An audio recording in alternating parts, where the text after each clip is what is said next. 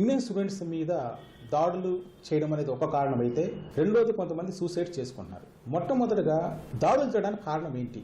So ఎందుకు కొంతమంది దాదాపు భారతదేశంలో నుంచి చేరిన విద్యార్థులకి ఈ 2024లో 11 మంది దాకా చనిపోయినట్టు కొన్ని రిపోర్ట్స్ వచ్చాయి. ఇండియన్ స్టూడెంట్స్ అమెరికాలో ఎక్కువైపోవడం ద్వారా అక్కడ కొంతవరకు రేషియల్ డిస్క్రిమినేషన్ స్టార్ట్ అయింది. ఇది ఒక రీజన్ చాలా కాలంగా జరుగుతుంది. అంటే భారతదేశమే కాదు చెప్పాలంటే, అమెరికాలో ఇండియా నుంచే కాకుండా చైనా నుంచి తర్వాత మిగతా దేశాల నుంచి కూడా చాలా మంది విద్యార్థులు వెళ్తుంటారు. వీళ్ళందరూ కూడా అమెరికాలో ఉన్న ఉద్యోగాలకి ఎసరు పెట్టేస్తున్నారు అన్న ఒక కోపం వాళ్ళకి ఎక్కువ మందికి ఉంది. అంటే అమెరికన్లో కొంతమందికి ఎలాంటి ఉద్దేశం ఏర్పడిందంటే, భారతదేశం నుంచి వచ్చే విద్యార్థులు, చైనా నుంచి వచ్చే విద్యార్థులు, కెనడా ఇలా రావడం ద్వారా భవిష్యత్తులో అసలు మాకు ఉద్యోగాలు ఉండవు, మొత్తం ఉద్యోగాలు వీళ్ళే తీసుకెళ్లిపోతున్నారు అన్న భయాందోళనతో చాలా వరకు వీళ్ళ మీద దాడులు చేయడం జరుగుతుంది.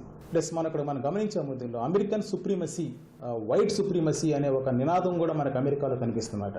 సో దీని ద్వారా ఏం జరుగుతుందంటే, సో ఒక విధమైన ఒక భయాన్ని కలిగించే ఒక మాస్ హిస్టీరియా కూడా అక్కడున్న అమెరికన్ యువతలో రావడం ద్వారా భారతదేశ యువత మీద కొద్దిగా కక్షలు పెట్టుకోవడము, వీళ్ళ మీద దాడులు చేయడం జరుగుతుంది. ఇండియా నుంచి అమెరికాకి వెళ్ళిన విద్యార్థులు, ఈ ఎస్పెషల్లీ మధ్యతరగతి ఫ్యామిలీ నుంచి వెళ్ళే వాళ్ళు పార్ట్ టైం జాబ్స్ మీద మోజుతో ఎక్కువ మంది వెళ్తున్నారు. అంటే తక్కువ ఫండ్స్ ఉంటుంది, ఇక్కడ నుంచి అయిపోవడము, ఎంఎస్కి వెళ్ళిపోవాలి, వెళ్ళిన వెంటనే జాబ్ వచ్చి ఏదో పార్ట్ టైం జాబ్ ఎదుర్కోవాలని ఇక్కడ చాలా సమస్యలు ఎదుర్కొంటున్నారు అన్నమాట. ఇప్పుడు మనం చూస్తున్న దాడులు కానీ లేకపోతే ఆత్మహత్యలు కానీ ఇలాంటి కేసెస్లో ఎక్కువ భాగం వచ్చే వాళ్ళు కూడా బారిన పడేవాళ్ళు ఈ వర్గం నుంచి ఉన్నారు. ఎందుకంటే వెళ్ళిన వెంటనే వాళ్ళు ఎక్కడో చోట వెళ్ళి జాబ్ చేయాలనుకున్నప్పుడు వాళ్ళకి అసలు అమెరికా మీద అవగాహన ఉండదు.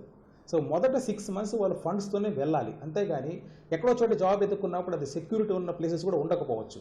కాబట్టి ఫస్ట్ వాళ్ళు వెళ్ళాల్సిన చదువు కోసమే తప్ప జాబ్ చేసుకుంటూ అక్కడ నేను ఎంఎస్ చేయాలి అనేది కంపల్సరీగా అనుకుంటే మాత్రం కొన్ని ఇబ్బందులు ఫేస్ చేయాల్సిన అవసరం ఉంటుంది.